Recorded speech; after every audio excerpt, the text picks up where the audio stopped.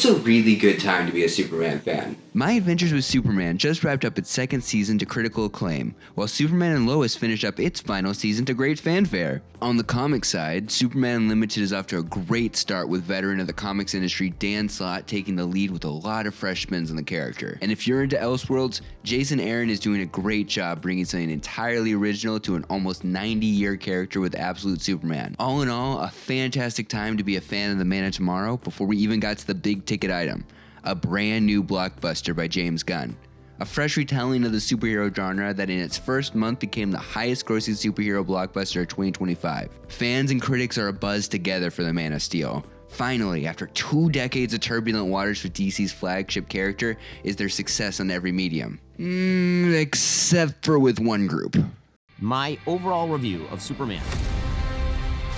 Superman is super meh. I don't know. We don't go to the movie theater to be lectured to and to have somebody throw their ideology onto us. I wonder if it'll be successful. James Gunn's Superman is the worst fucking movie that's ever been made. Well, I liked it.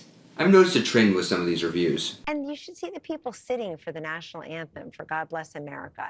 The only reason why Superman would be a hero as opposed to a villain is because he grew up in America, because he has the American way. That's one bit where you say, okay, no more truth, justice, in the American way. Okay, there's some wokeness. James Gunn is not the kind of guy who's going to put an American flag in his front yard during 4th of July. And that's the kind of guy you need to be to create Superman. Well, I hate to be the bearer of bad news, but I'm not entirely certain that it's accurate to ascribe the title of Bastion of the American Way to Superman. In fact, I'm not entirely certain that I'd even give that to the Christopher Reeve Superman. Let's dig into it. Why are you here? For truth, justice, and The American way. Just to correct the record real fast, James Gunn did not change the slogan of Superman. That's just incredible historical revisionism. Truth, justice, and the American way was already an archaic phrase by the time Christopher Reeve said it in 1979. That's why Lois made a joke about it in that scene. You're gonna end up fighting every elected official in this country. For more information on that, I highly recommend reading the Superman Homepages article on it, which will be linked in the description. The phrase truth, justice, and the American way has been made fun of more often than has been treated with reverence in Superman stories.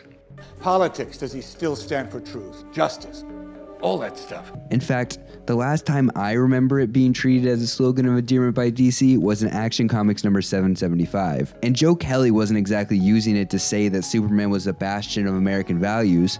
Isn't it? A life of truth, justice in the American military capitalist way.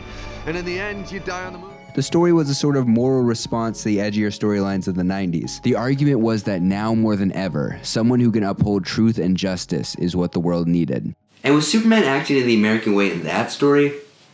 The United States government didn't seem to think so. The United States government in the story, run by President Lex Luthor, was generally ambivalent towards both sides. It was treated as though both sides were a threat. It was just a question of which threat they needed to fight. This is not an outlier story. Superman has regularly been in opposition to the American government. I mean it. Get Superman and tell him General Wade Eiling wants a word with him. Even the Christopher Reeve Superman that the popular culture has lauded as being Bible for the Superman mythos wasn't some die-hard patriot. Here's a clip from Superman 4 where he addresses the entirety of the UN. I'm going to do what our governments have been unwilling or unable to do. Effective immediately, I'm going to rid our planet of all nuclear weapons. And makes a unilateral decision, not as a citizen of America, but as a citizen of the world. A reminder that this scene, where Superman disarms the world of nuclear weapons, happened during the Cold War, a time where the United States definitely still wanted nukes. And what about the stories where Superman did act on behalf of the American government?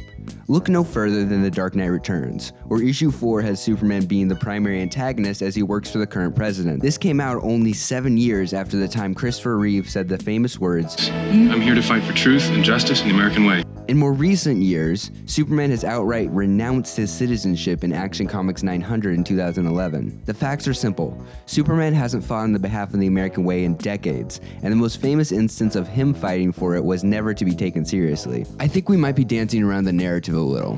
While yes, Superman may not be aligned with the government, the tagline is still ascribed to him. So what does it mean? Or rather, what does Superman mean? To find out, let's turn to what the creator has said. So what could you say that you felt that Superman stood for?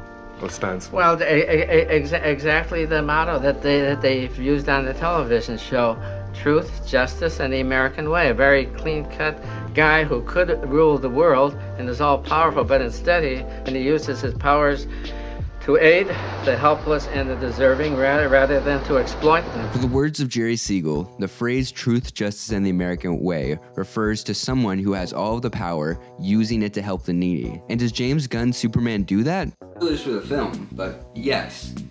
That's why Superman's interaction with Malik is so important to the story, why his sacrifice matters so much, and why it shows that Lex Luthor is incorrigible. I didn't imagine that would go so quickly. If your issue with James Gunn's Superman is that he wasn't representing anybody except for me, then your issue is not with the film misinterpreting what Superman is. Your issue is you dislike Superman, because Superman will always be on the side of the downtrodden, even if that means fighting against his home country. There's a reason why one of the first things you see in the first Superman story ever written is the phrase, champion of the oppressed. Listen, I understand that change is scary sometimes. I understand the urge to conserve what worked when you were young is almost a knee-jerk reaction for some. However, characters that have existed for over 90 years are going to change. They're going to grow and evolve in ways that the authors never intended. You cannot expect Superman in 2025 to act in the way that he did in 1939, and you probably wouldn't want to watch that movie if it did. You don't get the Richard Donner story that everybody loves so much if Superman existed in the way he did in 1940, because that Superman can't fly. You cannot believe a man can fly if he can only leap tall buildings at a single bound. While this version of Superman may not scream to the rafters that he is the embodiment of truth, justice, and the American way, the modern Superman still always looks out for the little guy. And as one of those little guys that lives in America, I'm happy to say that this Superman is still the Superman I grew up with, even if he doesn't say the words truth, justice, and the American way. Hey, if you like this video, you should like, comment, and subscribe. If you didn't like this video, you should also like, comment, and subscribe. And honestly, if you were neutral to this video, you should like, comment, and subscribe. I had to watch a lot of Ben Shapiro give very bad opinions on Superman to make this video, and now my algorithm is entirely just clips of people destroying the woke liberal agenda. So please subscribe so that way I can make videos on something else and I can fix my algorithm again. Okay, thanks. Oh crap, Peter, it's a flash flood. Oh man, I better save my autographed picture of Dean Cain. You know, from before he got all desperate for attention. Hey, is that Dean Cain on that park bench? Oh, God.